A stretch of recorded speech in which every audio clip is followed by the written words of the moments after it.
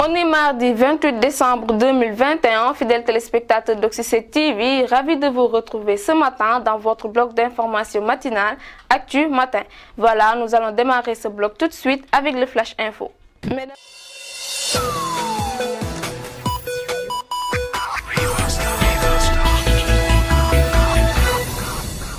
Messieurs, bienvenue dans ce Flash Info que nous démarrons avec la saisie de 21 kg de chanvre indien. La brigade commerciale de Keur Aïb a réalisé cette saisie près de la gare routière du poste de Keur Aïb dans le département de Nioro dans la nuit du 26 au 27 décembre 2021. La marchandise prohibée a été interceptée à bord d'une charrette en provenance de la Gambie. La contre-valeur du produit saisi est estimée à 2 520 000 francs CFA. Économie sociale et solidarité des femmes leaders accompagnent les pensionnaires des orphelinats les plus reculés du pays, cela à travers leur activité dans le cadre de l'économie sociale et solidaire. Établie au sein du réseau international des femmes leaders, leur association vise d'abord à autonomiser les femmes de tous les niveaux. Elles ont choisi, selon la présidente, la période de Noël pour un certain équilibre en permettant aux enfants de couches vulnérables de vivre la joie de ces fêtes qui coïncident avec la fin d'année. Les orphelins de Tamba, Missira aussi Niamey, entre autres, ont été choisis. En effet, cette association qui œuvre pour le développement social cible essentiellement les orphelins, les enfants de manière générale, les prisonniers et les femmes.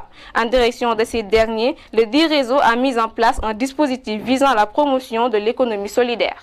Projet du train express régional. Lors de la cérémonie officielle de mise en circulation du TER, le président de la République n'a pas oublié de soulever le cas des impactés les plus vulnérables de ce projet. Suivant le décret 2021-434 du 8 avril 2021 qui attribue à chaque foyer une parcelle de 150 mètres carrés à Bambilor pour un total de 40 hectares.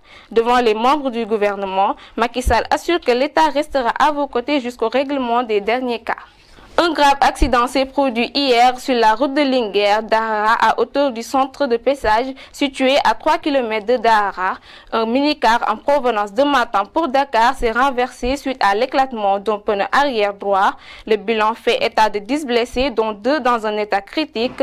Après le constat d'urgence par la gendarmerie, toutes les victimes ont été évacuées au centre de santé Elisabeth Diouf par les sapeurs-pompiers de Linguère. Une enquête est ouverte pour déterminer la cause exacte de ces accidents. Vol et agression à Grand Dakar. Âgé d'une vingtaine d'années, Babacar Sissé alias Dioum et ses confrères présumés semaient la terreur à Grand Dakar, Niary Tally et Nord Foire. Armés de machettes et de couteaux, rapporte Rewmi Quotidien, ils s'en prenaient aux automobilistes et aux scooteristes pour ensuite les dépouiller de leurs biens. Accusés également d'autres crimes, les 3 terreurs risquent 15 ans de prison.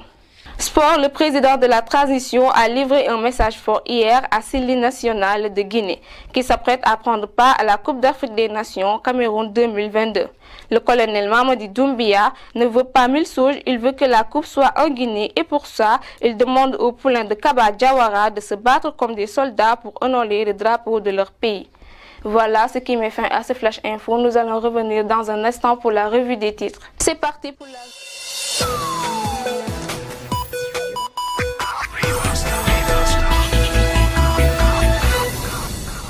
Des titres à la une Direct News, le rappel à Dieu de Serigne Saliou Mbacké, 14 ans déjà que le 5e khalife de Serigne Touba nous a quittés 28 décembre 2007 à 28 décembre 2021. Les Échos met à la une Balla Gaye 2 averti Bombardier, je vais diriger le combat, je vais l'attaquer, le rouer de coups et le terrasser. Je ne suis plus le Balla Gaye 2 que Bombardier a battu. Le Quotidien de son côté met à la une l'inauguration du train express régional terre des Sénégal des possibles, toujours avec le Quotidien qu'en 2022, privé de ses expatriés, le Sénégal annule son match amical contre le Rwanda. La Tribune nous parle d'une année de souffrance et de galère, une vie devenue plus chère, des récurrentes pénuries d'eau, une forte sociale en fond.